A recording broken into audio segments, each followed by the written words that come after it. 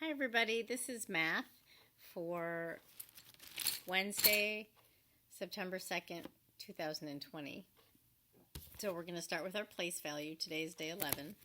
So we'll use our chart and our money. I've got my pen in there and my blocks and my hundreds chart and my spiral notebook because we will be writing math problems today. So, all right, let's start here. I'm going to just angle this down so you can see it.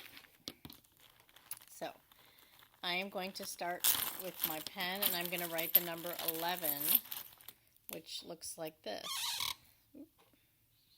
There we go. 110 and 1 1.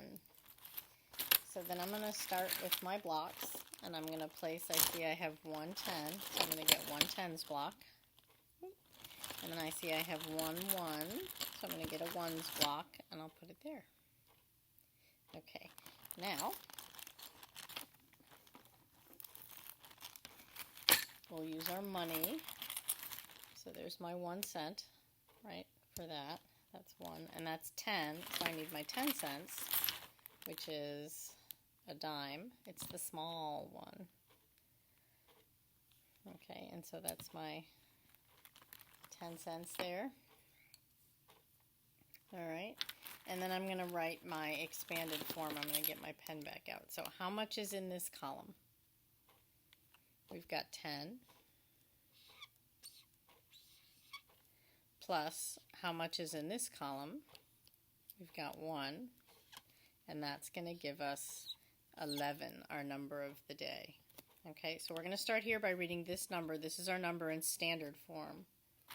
So here we go. What number is this? 11. Now we're going to count with our blocks. We'll touch this and say 10, and then we'll count on. Here we go. 10, 11.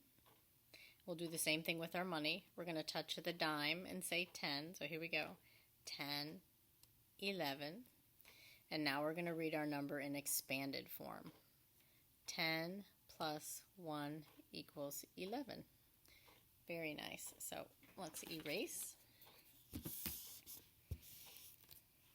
And I'll put my pen and my eraser back with my change because there's room in that bag. I'll put my money away. And then I'm going to put my blocks away. By the way, these bags, we've used them for quite some time, and so if your bag rips or something, just holler at us. We'll give you another one. Okay? So the next thing we're going to do is we're going to work with number 11. I ended my 10s down here, so I'm going to flip to the very next page. We're going to use the backs of the pages so that we don't run through our notebooks too quickly. I need to get a pen out so you guys can see what I'm doing. So I'm going to start here, and I'm going to write 11.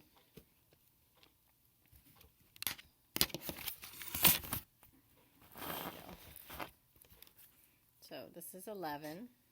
I'm going to write 11 there. And then I'm going to use my hundreds chart. And I'm going to do a plus. I'm going to do addition.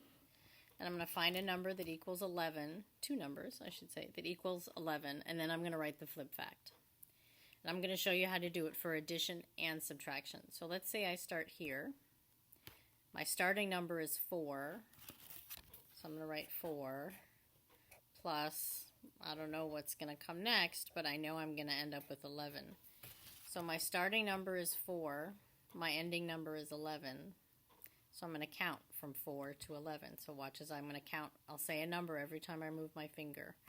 1, 2, 3, 4, 5, 6, 7. That's my missing number. That's the number that goes in there. Now I'm going to do my flip fact. So 7 plus 4, right? I flip the numbers around, equals 11. Now, some of us like to do subtraction problems. So let's say I started with 11, and this time I want to get to 4, right? So let's say this is my starting number, like you can see here. And I don't know what I'm going to subtract yet, but I know I'm going to end with 4, So I'm going to start here and I'm going to count backwards till I get to 4. So again, I'm going to say a number. I'm going to start counting when I move my finger. I'm going to have to go from here back to here, right? From 11 to 10. So here we go. 1, 2, 3, 4, 5, 6, 7. Right? So it took me 7, moved my finger 7 times to get back to 4. Now, to do flip facts, which we don't really call them flip facts, it's flip facts, it's a little bit different, but we can switch these numbers around. So with subtraction, right, we would start with, and I'm just showing you this, I know you're going to end up with problems that equal 11, and that's fine.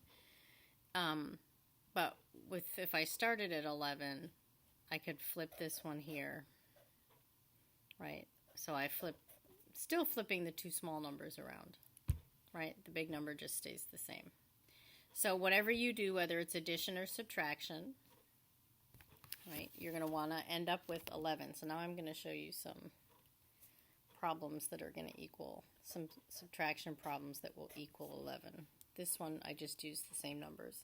So if my ending number is 11, let's say my starting number is 25.